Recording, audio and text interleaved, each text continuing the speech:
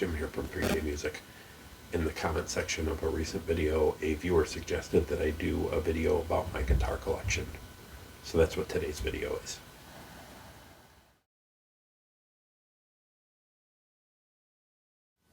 Okay, so I'm going to start off with the oldest.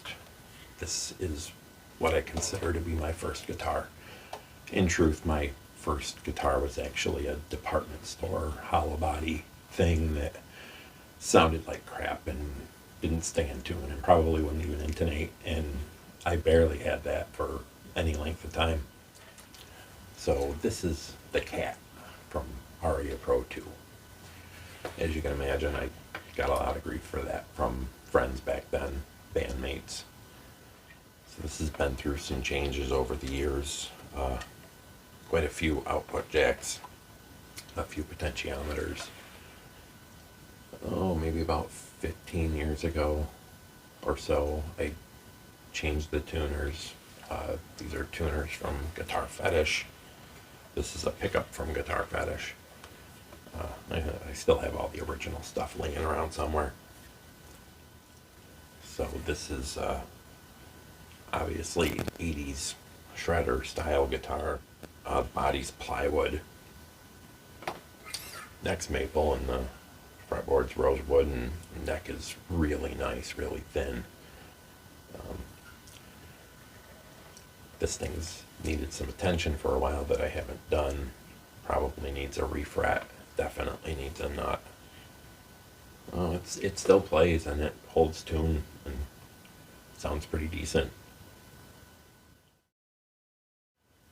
Moving on, this is the second oldest guitar in my collection. It's not my intention to go from oldest to newest.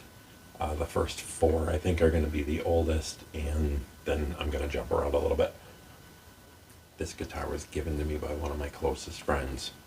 We met in the late 90s, early 2000s because he worked in the local music store. He was the tech, and I learned a lot from him. Most of what I know I learned from him about working on adjusting guitars, etc. He built this guitar back in the 80s sometime, and we recently sat around with it trying to figure out where all the parts had come from. That's a little too far back for him to remember, I guess, but we know the neck came off of some sort of V, maybe an Epiphone or a knockoff. The body used to be a dresser. Some pretty cool looking wood on there. The electronics, I believe, out of that same V. The bridge, I don't know. We're uncertain. I wish I could give you the specifics, but we just don't know. But it's still a pretty cool guitar. Here's a very rare appearance from an acoustic guitar. That same friend who built the last guitar, worked in the music store, had called me one day. I was looking for an acoustic guitar, and I was going to buy a Fender acoustic, cheaper Fender acoustic. And he said that they had gotten in this Breed Love into the store, used, and it really sang. So I went down there and played it.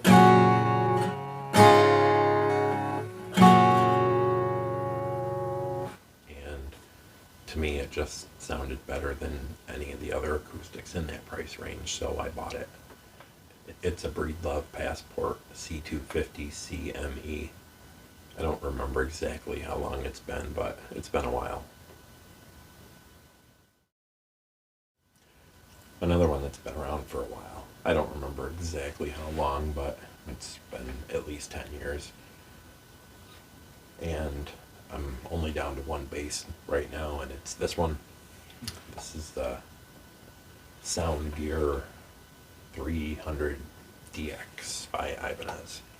Ibanez makes great gear. I've played some of the real lower level Ibanez Geo guitars that I didn't really love, but they were still pretty good. And I played a bunch of Ibanez basses, and those are all good. trying to do a YouTube channel like this depends a lot on gear rotation. You have to figure that nearly everything is for sale or going to be for sale at some point. A few things are safe here, and I think this is one of them. Next up, if you've watched the channel in the last couple of months, you've seen me looking around for some good budget guitars, and you probably know what this is. The Asmuse headless guitar from Amazon, travel guitar. This is a pretty cool little guitar. It's got a great neck on it, and that's what it's all about for me. Still needs a little attention in the setup department. I haven't gotten around to that yet, but I'm going to hang on to it and hope that I'll be traveling sometime soon and we'll be able to use it. Next up, the Donner QST1. If you want to see some videos on this, you won't have to look back too far. It's been in a few videos over the last month or so. Really surprising budget guitar. So if you want something cool in the $100 to $200 price range, and you like a Strat style guitar, and Donner's not on your radar, it should be. So check these out. Still the kings of the budget guitars in my opinion. Here's a Squier Affinity Series Stratocaster. Another guitar that you won't have to look too far back to find. It's been in quite a few videos since late December. Still my first recommendation for anyone who's looking for a budget guitar for a beginner or a modding platform or just to play. Next up, this Bulldog double cut guitar. This is my first guitar review on YouTube.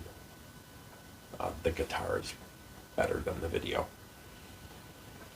It's kind of like a Strat, it's kind of like an SG, it's kind of like a PRS. Handmade by a guy who occasionally puts these guitars up on Reverb for sale. If you go back and find the video for this, the links to his Reverb shop are in there. Seymour Duncan pickups, some Wilkinson hardware. Really cool guitar, a lot of fun to play. So here's the newest and the latest in the search for best budget guitars, the Ibanez RG6003FM. This is one of my most recent videos, full unboxing and review. If you haven't checked that out, check it out, because this is a great guitar. If you like a simple workhorse guitar, the Golden Red line. These are discontinued now, but they still pop up on Reverb and eBay used every now and again. Single EMG. This thing plays great and sounds great. Down to the final three. And if you've watched any of my videos here in the last year or better, you've definitely seen this. My 2007 Gibson SG Special Faded.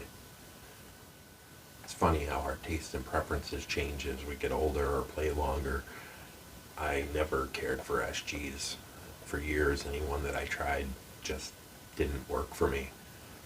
And a couple years back, I took in an Epiphone SG-VE in a trade.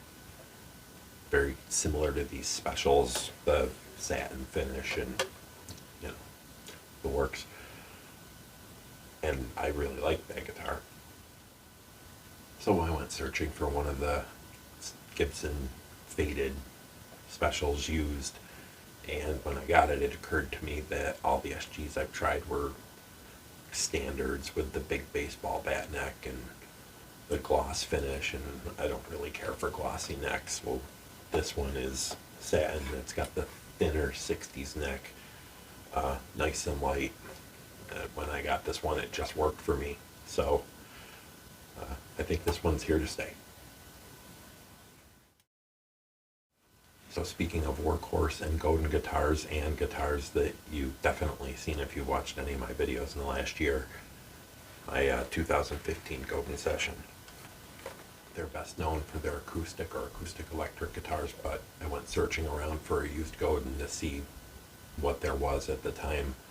And I do love Strat style guitars, and I saw this, and I don't know, I think that finish is really cool. The transparent black, where you can kind of see the wood grain. And it was my original thought that I would, buy this and check it out and flip it. And as soon as I got it, it just plays like a dream. It sounds really good. It looks great. And I often joke now that my favorite Stratocaster is a Godin. And finally, probably the overall nicest guitar that I've ever played. This 2015 Paul Reed Smith Wood Library McCarty. Maple top, mahogany body, rosewood fretboard, and rosewood neck. And this thing is just perfect. A little over 4 years ago, this popped up used in my area at the worst possible time of the year in December. But I quickly sold 4 guitars and an amp to buy this, and no regrets. So that's it. My guitar collection as of March 2024. Some of these are YouTube guitars, and some of these are personal keepers. One thing that's pretty safe to say is that there's more coming. So thanks for watching, and I hope you consider subscribing.